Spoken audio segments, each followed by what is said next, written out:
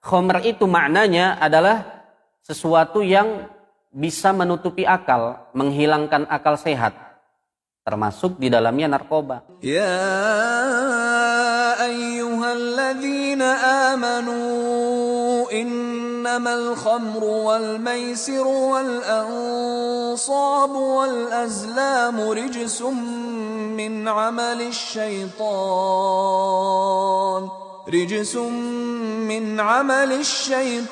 fajtanibuhu la'allakum tuflihun. Diceritakan oleh sahabat Utsman bin Affan mengenai kerusakan khamr. Utsman bin Affan bercerita bahwasanya dahulu ada orang yang hidup sebelum kalian, kata Utsman bin Affan. Orang ini adalah seorang abid. Artinya adalah ahli ibadah. Ahli ibadah adalah orang yang sangat takut dengan dosa. Ahli ibadah ini, kata Utsman bin Affan, ternyata orangnya tampan, ganteng, membuat seorang wanita pelacur tergoda dengannya. Sehingga wanita pelacur ini membuat siasat, membuat perangkap.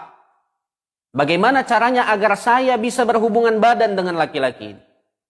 Akhirnya dia buat strategi dan itu hasil daripada bisikan syaitan. Dia perintahkan pembantunya untuk manggil ahli ibadah itu ke rumah.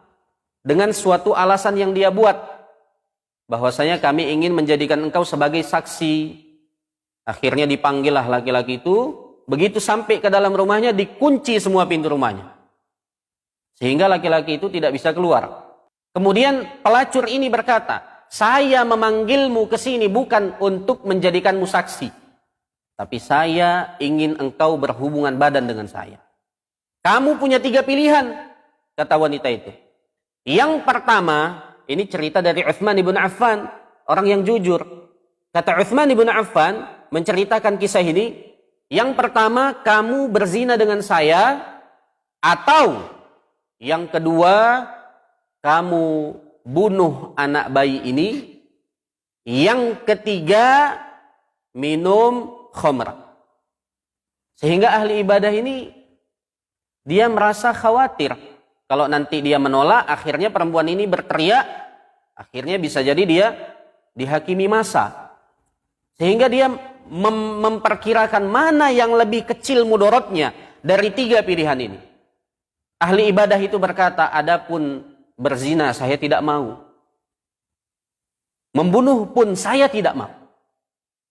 Tapi kalau khamr, mungkin. Akhirnya diteguknya 1 teguk, kemudian ternyata nikmat dia rasa.